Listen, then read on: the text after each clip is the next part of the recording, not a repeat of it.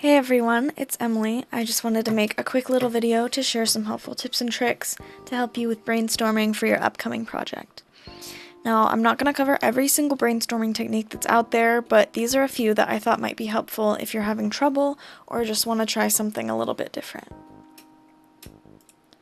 So, to start off, let's talk a little bit about using charts.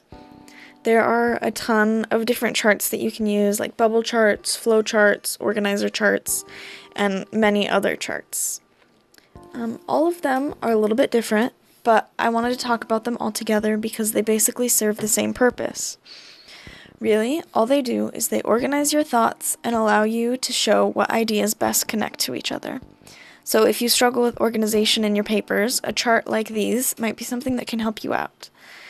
Most of them encourage you to either branch out from the main topic, like the bubble chart you see on the top left, or they can help you work on the order of your ideas, like the flow chart that's right next to it. If you just Google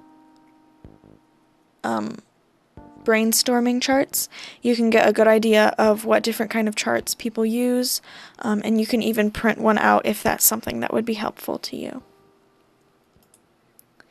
Next up is word association, which is sort of the same idea as charts, but a little bit less involved. So what you do with word association is you write or type a word, and then you write the first word that comes to your mind when you think of that word. So you end up with sort of a list of related words that can give you the building blocks for the flow of a paper, or just some ideas of what you can talk about in different paragraphs. You can see on the right there's an example of some word association. So they started thinking about writing, and then they thought of headlines, body text, list, and so on. And that helped them get to the final idea of timely. When using word association, you don't have to incorporate all the words that you think of into your paper. It's just a way to think of ideas that you might not have initially. You can even use word association and then use a different method, like a chart, to expand on the ideas that you came up with. Next is free writing, and this is a personal favorite of mine. Free writing is basically a process of word vomiting, but more productively.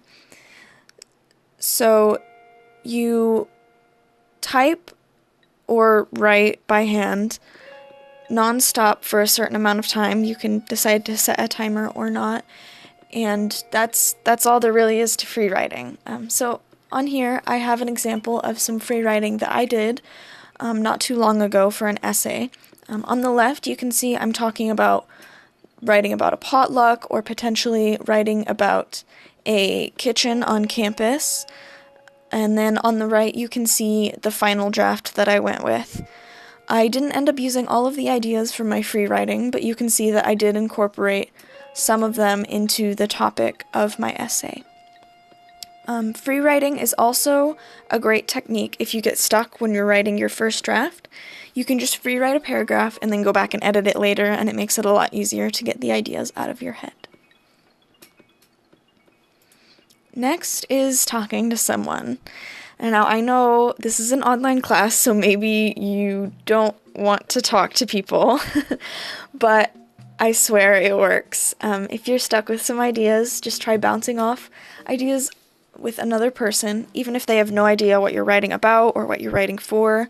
They might be able to help you think of something that you hadn't thought of before. Or, if you don't want to and can't talk to anyone, you can try looking up your topic online to see what other people have to say.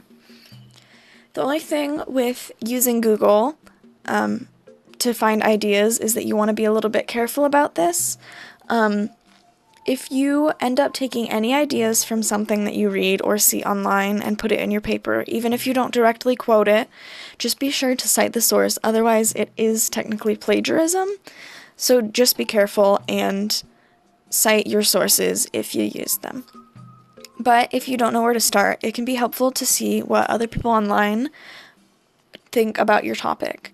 And if you need someone to bounce ideas off of, you are, of course, always free to email me. The next technique is to go for a walk. Now, I know this one might sound weird, right? But I promise I'm not telling you to procrastinate from doing your classwork or anything. Please don't do that. But if you're totally stuck, it can be very helpful to take a 10-minute break and step away from whatever you're working on. I suggest taking a walk because it's a great way to clear your head, and it can help you not get distracted by social media or anything else that's going on while you're taking a quick break. And it's a good form of exercise, so that's cool. In the end, you should do whatever works for you. If you're not sure what works for you, try out several different methods. You can use ones that I talked about here. You can use a combination of methods, or you can even just look up new methods and do something until you figure out what works. And if you do have an idea of what works, feel free to try out something new just for fun. You never know. You may really like it. Anyways, thank you all so much for watching this video, and happy writing!